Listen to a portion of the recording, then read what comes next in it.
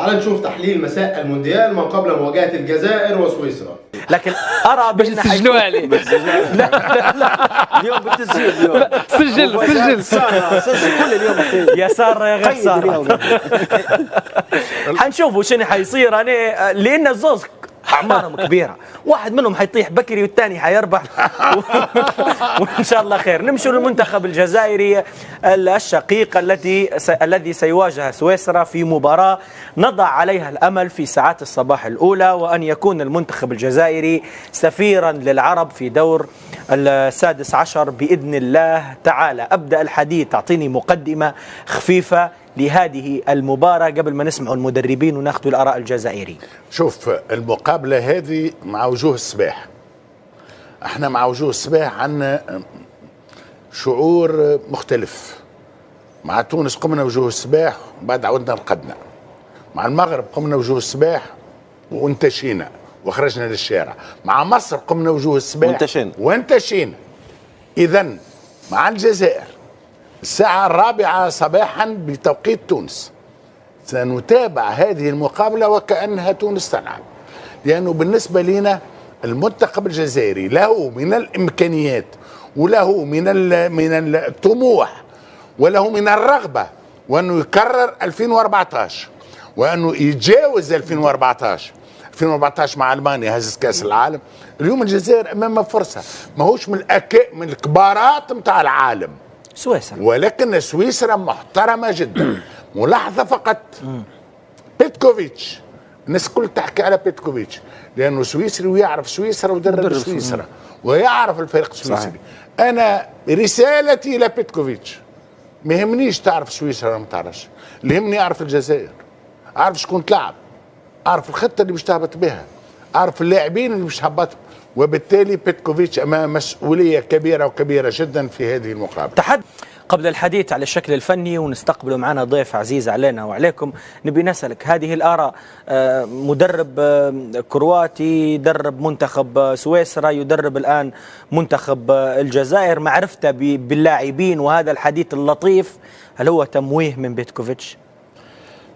صحيح انه يدرب المنتخب السويسري، ولكن معرفه الفتره التي يدرب فيها المنتخب السويسري تختلف عن المرحله الحاليه. الان كل شيء مكشوف، كره القدم اليوم الامور كلها مكشوفه، البيانات موجوده، يعني تعطيك ادق التفاصيل ديال اي منتخب. فالعنوان هو موعد للتاريخ بين شراسه المحاربين ودقه يعني الساعات. المنتخب الجزائري يحتاج الى الدقه، وايضا والمنتخب السويسري يحتاج ايضا الى هذه الشراسه. فهذه الكلمات ربما يبحث عنها كل يعني طرف. المنتخب الجزائري يبحث عن المنتخب الجزائري شرس، يحتاج للدقه، يحتاج الى الدقه ويحتاج الى الانضباط التكتيكي اكثر، لانه في المباريات الاخيره لم يكن هناك انضباط تكتيكي كبير، لم تكن هناك صرامه، لانه احيانا بعض المباريات تحتاج الى اغلاق مساحات. فالمدرب السويسري يتحدث عن مباراه مفتوحه. لا اعتقد، هذه ربما متمنيات أن تكون مباراة مفتوحة، ولكن لا أعتقد أنها يمكن أن تكون يعني مباراة مفتوحة بشكل كبير، لأنها مباراة أيضا حسابات. المدربان يعرفان بعضهما، تواجه على مستوى الأندية، واليوم سيتواجهان على مستوى المنتخبات. الأدوات تختلف، منتخب جزائري لديه أدواته وأسلحته، وأيضا منتخب سويسري لديه أيضا الكثير من الأدوات. بصمة المدربين هي التي ستحسم المباراة. نمشوا من جمال المغرب إلى جمال الجزائر. نستقبل عبر الهاتف نجم كرة القدم الجزائرية، محلل مساء المونديال جمال بالعمري. نقول لك مساء الخير، أهلا وسهلا بك، واستحشناك بالليبي. واش راك تقولوا أنتوا؟ عبدو، أهلا وسهلا بكم مرة ثانية. سلم على الموجودين معك في الاستوديو تاعك الفخم. تعال نشوف تحليل فتحي المولدي مقابل مواجهة الجزائر وسويسرا. ونشكر الأخ جمال على التفصيل اللي عطاه لك، كنت نسمع فيه الآن. نتوقع أن المباراة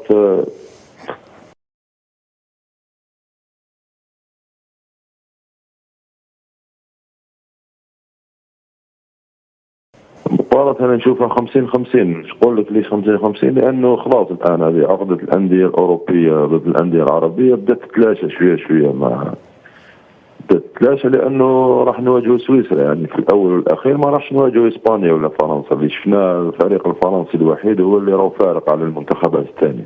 شفنا المانيا طلعت، شفنا المنتخبات جالسه تعمل مفاجآت، ما نسميهاش مفاجآت، كرة القدم صارت واقعية وصارت كتاب مفتوح، يعني اللي يكون منضبط تكتيكيا الآن يفوز بالمباراة.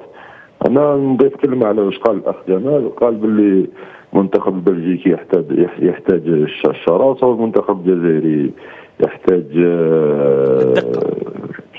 وش قال؟ للدقة والانضباط.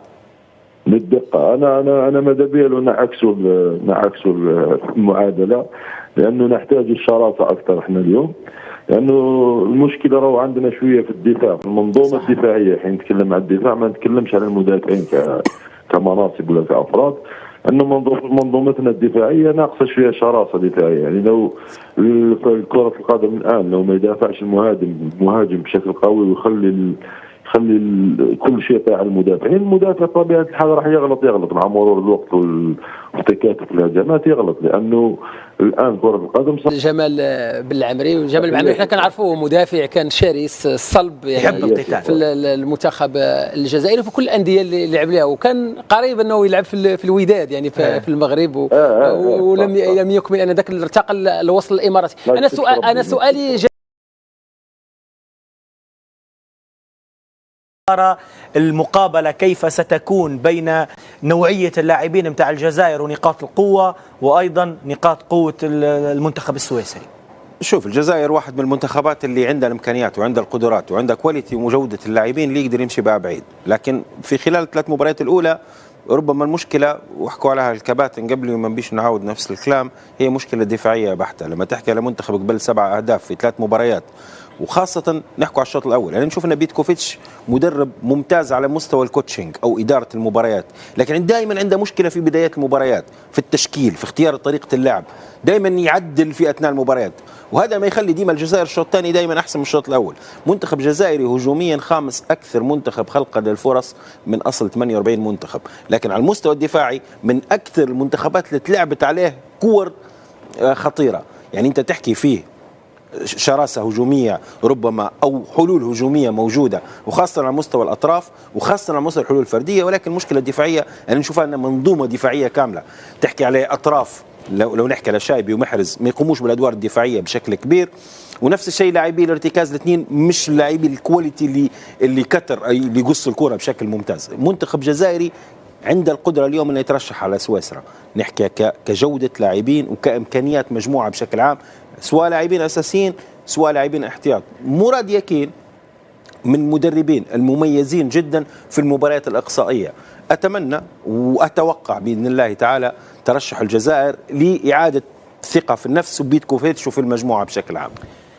كابتن فتحي، بعيدا عن العاطفة نتحدث عن مباراة كرة قدم في كأس العالم، ومباراة مصيرية وفيها كل شيء مفتوح على مصراعيه. صحيح، ساعة لقطة حلوة ياسر، جمال المغرب تحدث الجمال الجزائر عن جمال كرة القدم. شفته يغني بكري جميل جمال ملوش مثال. شفت؟ لا أنا غنيتها وعجبت. أنت طلعت وقاعد يغني فيها. لا، جمال الجزائر وجمال المغرب. في النهايه ما تنساش تعمل لايك للفيديو، اشتراك في القناه، وصلي على النبي، وكل التوفيق للمنتخب الجزائري الحبيب.